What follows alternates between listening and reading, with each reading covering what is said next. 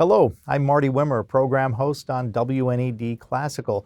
Today we are going to have a chat with Lisa Berglund, who is the president of Opera-Lytes, and Ted Smeltz, who is playing a lead role in their upcoming production of HMS Pinafore. Welcome to WNED Classical. Thank you for inviting us. It's great to have you here. First of all, let's get to the business at hand. You have a show coming up very soon. Tell us when, where, and all those details. The show is HMS Pinafore, or The Lass Who Loved a Sailor, Gilbert Sullivan's comic operetta. It will be performed on Friday, Saturday, and Sunday, October 18, 19, 20, and 25, 26, 27. Fridays and Saturdays at 7:30 and Sundays at 2. On the first Sunday, there will also be a free pre-curtain lecture on what makes Gilbert and Sullivan funny. That's at 1:30. We are performing at Amherst Community Church, which is at 77 Washington Highway, just sort of across from Daemen University. And please visit our website or our Facebook page if you want to find out about tickets. Great, and the organization, again, is called Opera-Lytes. and that has a different spelling. It's L-Y-T-E-S, Yes. right? Okay, so for anyone watching right now who might not really be all that familiar with Gilbert and Sullivan, tell us a little bit about what is a Gilbert and Sullivan operetta and what makes it funny and why has it lasted so long? Well, Gilbert and Sullivan were the two most successful musical comedy partnership in English history. They wrote all of their operas between about 1875 and 1890. This show, HMS Pinafore, dates from 147 years ago. It has never not been performed since. It is a classic of both musical charm and satire. What is particularly interesting about Gilbert and Sullivan is there are companies all over the world that are devoted to putting on Gilbert and Sullivan, that's either all they do or the principal works they publish, they produce. I think there's only two other artists you could say that about, and those are Shakespeare and Wagner. So Gilbert and Sullivan, there's something about this combination of musical charm and wit that continues to appeal to audiences. The shows have never gone out of style. For a show that was written 147 years ago, it's amazing how well the jokes translate. There are very few times in Gilbert and Sullivan that you really have to try and explain a joke to the audience. They all still, these many years later, just continue to land. Yeah, Gilbert's satire is timeless. He's making fun of bureaucrats. He makes fun of institutions like the Navy. He makes fun of cultural cliches like, love conquers all and that sort of thing. And his jokes always land. One of the things, if you go to musical comedy, like if you go to see a Cole Porter show or a Gershwin show, you will not be seeing what was originally performed because most of those shows, the books are so out of date, the jokes are past it, and people rewrite them. Gilbert and Sullivan, you don't have to rewrite. It's contemporary because it's again timeless, which is really remarkable. One of the things I notice about Gilbert and Sullivan, now it seems the actors don't know they're funny. They don't seem to get the absurdity of the situation, and I think that's built into the show, right? Yes, it is. I mean, Gilbert's sense of humor has often been called topsy-turvy. That was the name of the Oscar-winning movie about 20 years ago about Gilbert and Sullivan's Mikado. But what he does is he takes totally absurd situations and presents them completely straight-faced. And the characters don't know they're in an absurd situation. And that's how the humor is projected, because we are watching people being incredibly serious about things like this is from Iolanthe, if a human and a fairy get married and they have a baby, and the baby's half a fairy, which half of the baby is the fairy? Is it the upper half or the lower half? So let me ask you, when you watch HMS Pinafore, what is the absurdity in that show? Well, I don't know if I want to give away okay. the ending because there is a big reveal at the end of Yes, HMS Pinafore. But the absurdity I can mention is related to the character that Ted is playing. Ted is Sir Joseph Porter, KCB, Knight Commander of the Bath. He is effectively the Secretary of the Navy, but Ted can tell you why that's absurd. The character that I play, Sir Joseph Porter, begins his career as office boy in an attorney's firm, where he cleans the windows and he sweeps the floor and polishes the handle on the big front door. And he does this so well that he graduates to the next level, and then he graduates to a partner in the firm, and he ends up in Parliament, where he thinks so little that he is rewarded by being made the ruler of the Queen's Navy. And he knows nothing about being a sailor. He does not. He does not. He's not sure if ships have such a thing as a dungeon. He thinks that the captain of the ship should ask his sailors if it's all right to do certain things. Like, he gets very upset when the captain doesn't say, "if you please," after issuing an order. So I mean, Gilbert is making fun of the absurdity of, governments appointing people who are unqualified for their jobs, of, the Peter Principle, where you're promoted beyond your level of ability. Another timeless. Absolutely so this has been going timeless. on forever. This is not a new thing. Yes, yes. About a year ago, I was on the air and we played an overture. I think it was the overture to Pirates. Pirates or something. And I said on the air, on my radio show, does anybody do Gilbert and Sullivan anymore? I hadn't noticed or hadn't paid attention.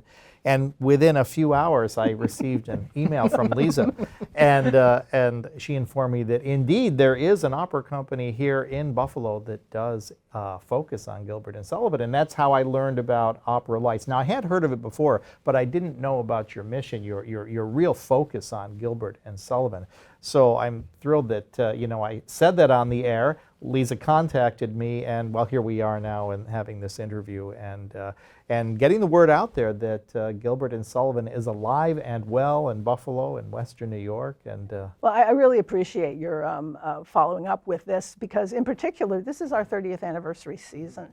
We were founded in 1994 at a church in Amherst, and now we have gone through, grown from, a couple people wearing funny hats and basically standing around with a piano. Now we perform in fully staged, fully costumed with a small orchestra. We have, this year, to celebrate our 30th anniversary, we're doing Pinafore at Amherst Community Church, nostalgically actually going back to where it began. Opera-Lytes is a very family-centered group. We have a lot of parents and children, siblings, people in whole families involved, either on stage or backstage. Thanks to the generosity of the Opera Foundation of Buffalo, which has given us a grant last year and is giving us one this year, we're able to provide free youth tickets for children aged 13 and under who come with an adult who's bought up to 4 tickets per adult. Our goal is so that kids can learn about live theater, and in particular live opera. I mean, Gilbert and Sullivan is, I would say, a child aged at least, like 8 or 9 is not going to be bored at a Gilbert and Sullivan, especially Pinafore or Pirates, one of the earlier, shorter and sort of more familiar shows, more pirates and policemen and things, sailors. It's very accessible for kids. when I watched a production of this, one of the things I noticed that may appeal to today's audience is the pace of the show.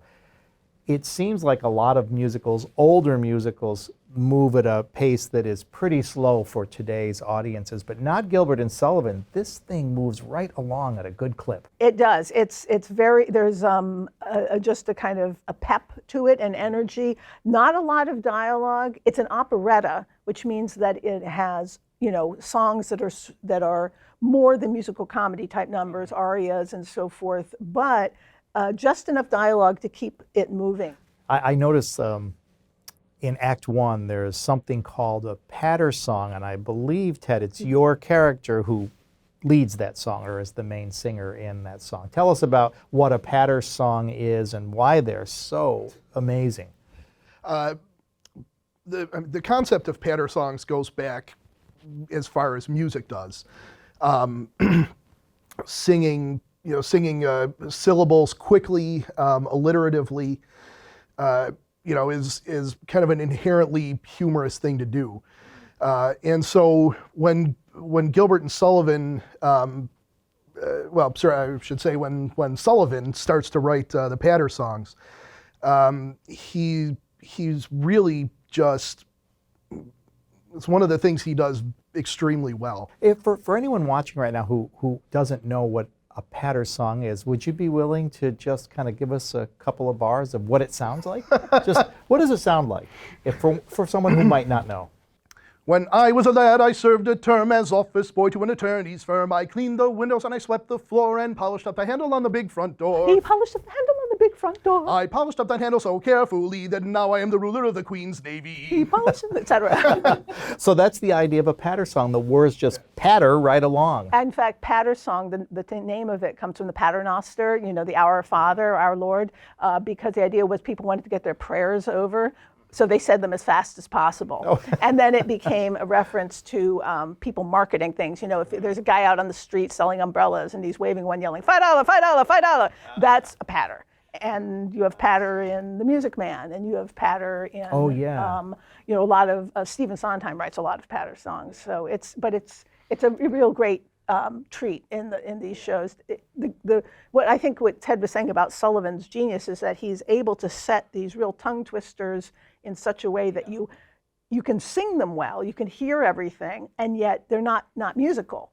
I can't help but wonder how it seems really hard to me to pull that off. And I noticed that in that particular patter song, it starts fairly slowly, and the next verse is faster, and it just keeps getting to the point where it's like, boom. There's a fair amount of freedom in how different actors perform patter songs. Mm-hmm. I have done what you described, where the song kind of ramps up and ramps up. This production, we're going to keep it fairly steady until the end.